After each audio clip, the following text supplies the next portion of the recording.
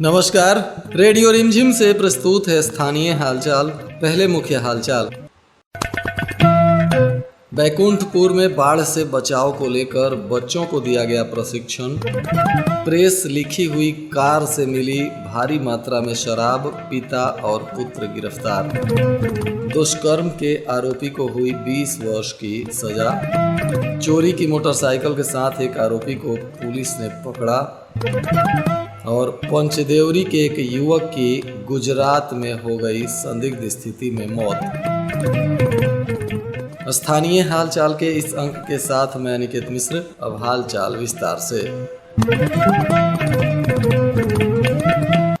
आपदा प्रबंधन विभाग के तरफ से बाढ़ प्रभावित क्षेत्र के बच्चों को बाढ़ के पानी से तैर कर बाहर निकलने को लेकर प्रशिक्षण दिया जा रहा है। इस 22 दिवसीय प्रशिक्षण को अपग्रेड मिडिल स्कूल कर्मशिला से सटे तालाब में दिया गया। आज प्रशिक्षण के दौरान सुरक्षा को लेकर सभी तरह की तैयारियां की गई थी। इसके तहत नाव की व्यवस्था की गई थी। डूबने से बचाव के साथ ही एसडीआरएफ की टीम ने बच्चों के साथ तैराकी कर बच्चों को प्रशिक्षित किया। तालाब के समीप मेडिकल टीम को भी तैनात किया गया था। 12 दिवसीय प्रशिक्षण में 70 बच्चे शामिल हुए हैं। प्रशिक्षण लेने वाले बच्चों में 9 वर्ष उम्र से लेकर 18 वर्ष उम्र के बच्चे शामिल हैं। जिला पदाधिकारी के निर्देश पर आपदा प्रबंधन पदाधिकारी शहनवाज खान और अंचलाधिकारी गौतम कुमार सिंह के देखरेख में यह प्रशिक्षण चल रहा है। कुचायकोट थाना की पुलिस ने बेलवा मोड़ पर हाईवे के पास वाहन की जांच करते समय एक प्रेस लिखी हुई कार को पकड़ा, जिसके अंदर से 330 लीटर देशी विदेशी शराब मिली है। इस कार और शराब के साथ पिता पुत्र 2 लोगों को पुलिस ने शराब तस्करी के आरोप में गिरफ्तार किया है। ये दोनों थावे थाना क्षेत्र के रहने वाले कन्हैया उपाध्याय और रोशन कुमार बताए जा रहे हैं। ये लोग ऑल्टो गाड़ी में शराब लेकर तस्करी के लिए आ रहे थे, तभी कुचायकोट पुलिस ने इन्हें दबोच लिया और अब पिता पुत्रों पर शराब तस्करी का मामला दर्ज कर कार्रवाई किया जा रहा है। आज गोपालगंज में अदालत ने दुष्कर्म के एक आरोपी को 20 वर्ष कैद की सजा सुनाई, जिसको लेकर काफी चर्चा रही। बताया जा रहा है कि यह आरोपी गोपालगंज शहर के ही पुरानी चौक धोबी टोला का रहने वाला किशन कुमार है, जिस पर 2022 में दुष्कर्म का मामला दर्ज हुआ था, जिसमें पुलिस ने पॉक्सो एक्ट में कार्रवाई शुरू की थी और इसी में 3 साल के अंदर कोर्ट ने सुनवाई करते हुए आरोपी को 20 वर्ष कैद की सजा सुनाई है। इधर जादवपुर पुलिस ने चोरी की एक मोटरसाइकिल के साथ चतुरबगहा गांव के विशाल कुमार को गिरफ्तार किया है। पुलिस बिशुनपुर कुटी के पास वाहनों की जांच कर रही थी, तभी यह आरोपी चोरी की मोटरसाइकिल से आ रहा था। पुलिस ने जांच पड़ताल करते हुए इसे पकड़ लिया और अब इस पर कानूनी कार्रवाई की जा रही है। इधर कटिया थाना क्षेत्र के पंचदेवरी बनकटा गांव के एक युवक की गुजरात में संदिग्ध स्थिति में मौत हो गई।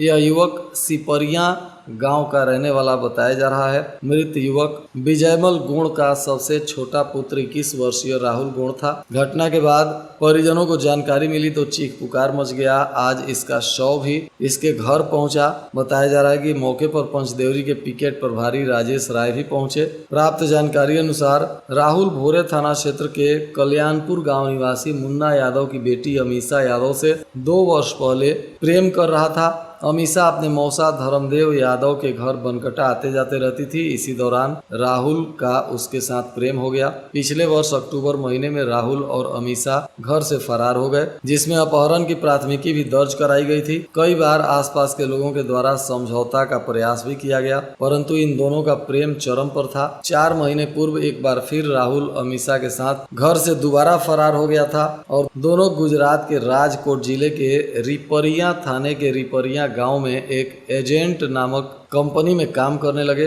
कंपनी के कॉलोनी में ही दोनों पति पत्नी रहते थे।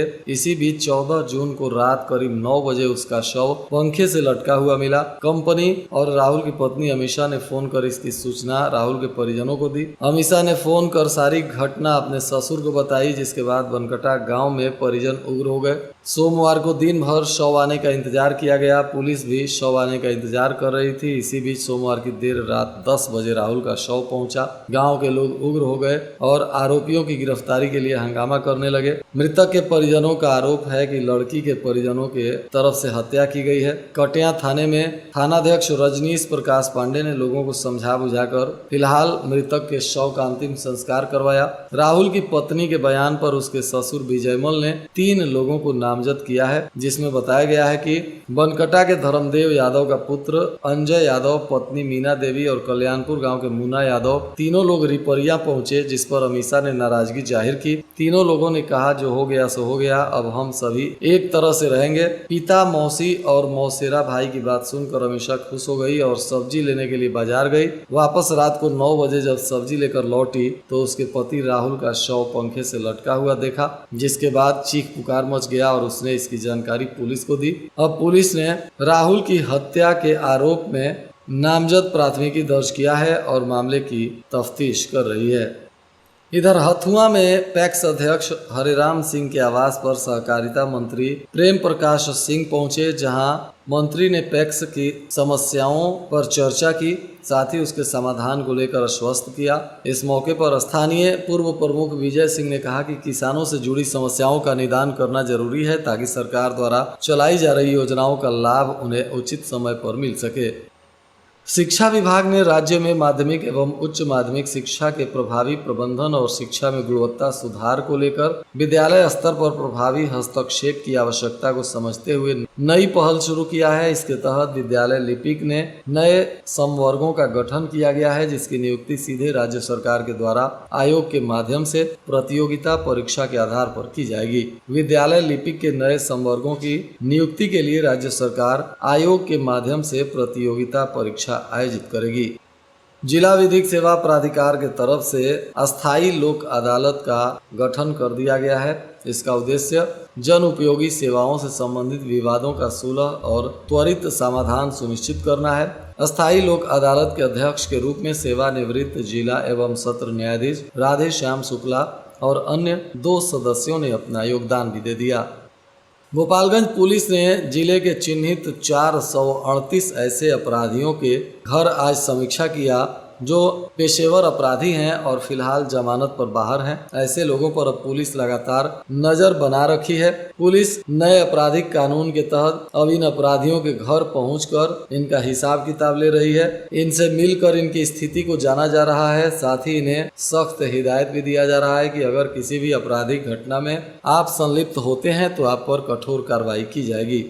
थावे पुलिस ने थाना के सामने वाहन जांच करते हुए 12,000 रुपए का चालान विभिन्न वाहन चालकों से काटा। इसके अलावा थावे पुलिस ने 2 युवकों को शराब के नशे में गिरफ्तार भी किया। बताया जा रहा है कि इसमें एक आरोपी राजापुर गांव का मोहम्मद जाकिर हुसैन है और दूसरा यूपी के मुजफ्फरनगर पूर्व काजी थाना का रहने वाला उज्जवल त्यागी है। दोनों को न्यायिक हिरासत में भेज दिया गया। इधर मिरलीपुर से अज्ञात चोरों के द्वारा एक बाइक चोरी कर ली गई है, जिसमें थावे थाना की पुलिस ने आवेदन मिलने के बाद जांच पड़ताल शुरू कर दी है। यह मोटरसाइकिल मिरलीपुर गांव के मोहम्मद रबेदीन का बताया जा रहा है। इधर थावे पुलिस ने पहले से गुम हुए एक मोबाइल को बरामद किया, जिसे आज उनके धारक को सौंप दिया गया। बताया जा रहा है कि अमेठी गांव के रहने वाले नंद किशोर प्रसाद का मोबाइल गुम हो गया था, जिसे पुलिस ने आज बरामद कर उन्हें सौंप दिया। थावे पंचायत उपचुनाव में मंगलवार को भी किसी अभ्यर्थी ने नामांकन पत्र दाखिल नहीं किया। प्रखंड निर्वाची पदाधिकारी सह बीडीओ अजय प्रकाश राय ने बताया कि विदेशी टोला पंचायत के वार्ड 4 में ग्राम कचहरी पंच, वृंदावन पंचायत के वार्ड 5 और 6 में ग्राम कचहरी के पंच, जगमलवा पंचायत के वार्ड 3 में ग्राम पंचायत सदस्य, सेमरा पंचायत में वार्ड 10 में ग्राम पंचायत सदस्य और इंदरवा एबादुल्लाह पंचायत के वार्ड 10 और 12 में ग्राम पंचायत सदस्य पद के लिए उपचुनाव होना है, लेकिन अब तक किसी ने भी नामांकन पत्र दाखिल नहीं किया है।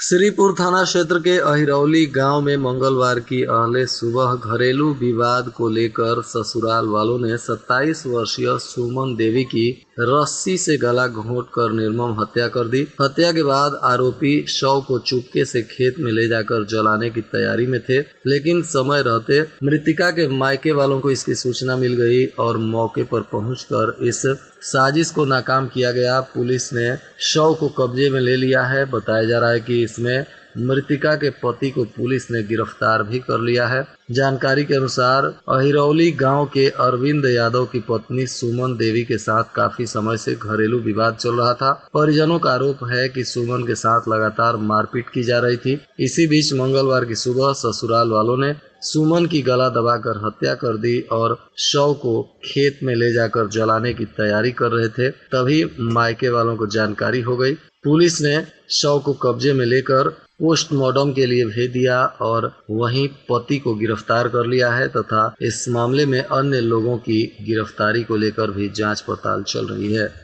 और आज के मौसम का तापमान गोपालगंज में न्यूनतम 27 डिग्री सेल्सियस और अधिकतम 38 डिग्री सेल्सियस रहने की संभावना है। अंत में मुख्य हालचाल एक बार फिर।